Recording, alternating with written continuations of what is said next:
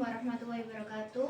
Halo semuanya, kami dari kelompok 4 yang terdiri dari 6 orang, yaitu Nama saya Naura Hurini Nazara. saya Eka Nurrohma Khadiza, Saya Alia Melinda. Saya Muhammad Al-Difiansa. Saya Muhammad Nabi Saudi. Saya Muhammad Satria Bagus. Jadi tujuan kita membuat video ini adalah untuk menjelaskan tentang apa yang sudah kami analisa dari kejadian vulkanisme yang terjadi pada Gunung Bromo dan juga dampak dalam kehidupan.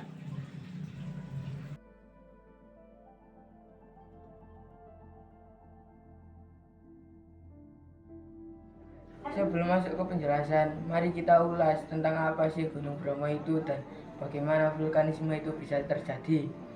Apa sih Gunung Bromo itu? Jadi, Gunung Bromo adalah salah satu objek wisata yang sangat digemari karena memiliki daya tarik sendiri. Nah, daya tarik yang dimiliki Gunung Bromo gak lain dan gak bukan, yaitu karena kita bisa melihat pemandangan yang menakjubkan di atas gunung dan melihat aktivitas beragam dengan keunikan budaya lokal. Tahu gak sih, kalau Gunung Bromo masih bisa dibilang gunung berapi yang masih aktif loh. Letusan terakhir yang diciptakan Gunung Bromo yaitu pada tahun 2016. Kalian tahu juga nggak kalau Gunung Bromo pernah meletus dengan letusan terbesar pada tahun 1974 silam. Sangat lama bukan? Bagaimana vulkanisme itu bisa terjadi? Dari yang kita pelajari, vulkanisme terjadi karena adanya aktivitas tektonisme yang mengakibatkan retakan-retakan pada permukaan bumi sehingga menyebabkan aliran magma dan di lapisan litosfer naik melalui retakan-retakan dalam lapisan bumi hingga sampai ke permukaan bumi. Tipe gunung api. Tipe gunung api itu banyak macamnya. Nah, kalau si Gunung Bromo ini termasuk tipe gunung kerucut sinder, kendera, dan memiliki kawah. Tipe gunung kerucut sinder adalah tipe gunung yang sering banget kita jumpai. Bentuk gunung ini memang seperti kerucut yang punya lapisan dan abu yang berlapis-lapis. Gunung ini terbentuk dari lelehan batuan panas serta cair secara terus-menerus dan bergantian. Material perbentukan yaitu berlapis-lapis. Letusan apa sih yang diciptakan Gunung Bromo itu? Nah, tipe letusan di Gunung Bromo ini adalah tipe letusan efusif dan eksklusif. Apa sih letusan efusif itu?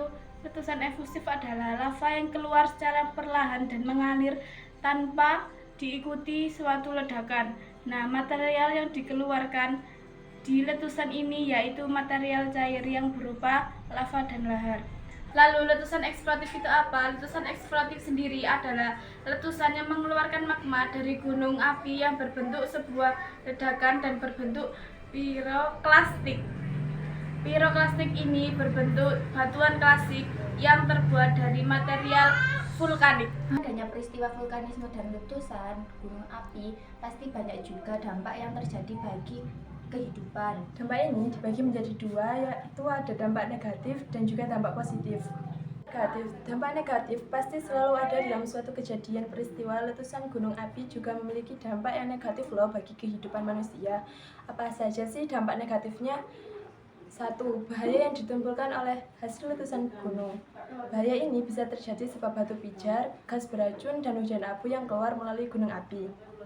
Kedua, dapat merusak lingkungan sekitar dalam jangka pendek maupun jangka panjang karena letusan yang disebabkan oleh gunung api memungkinkan untuk merusak lingkungan seperti retakan-retakan yang ada di atas permukaan bumi akibat getaran dari letusan tersebut. Yang ketiga, makhluk hidup dapat terkena dampak negatif. Selain manusia, tumbuhan dan ekosistem lainnya dapat terkena dampak negatif dari material vulkanik, abu vulkanik, dan gas beracun yang keluar dari gunung api tersebut. Seperti adanya dampak negatif, ternyata letusan ini mempunyai dampak positif loh. Apa aja ya dampak positifnya? 1. Pembangkit listrik vulkanik. Gunung api yang sering meletus dapat diandalkan energi panasnya yang dihasilkan agar menghemat tenaga wilayah tersebut. Tanah jadi subur. Pasir hasil semburan gunung meletus akan membawa banyak pasir sama tanah yang dilalui oleh tanah menjadi subur dan sangat baik untuk bercocok tanam. 3. Tambang pasir baru.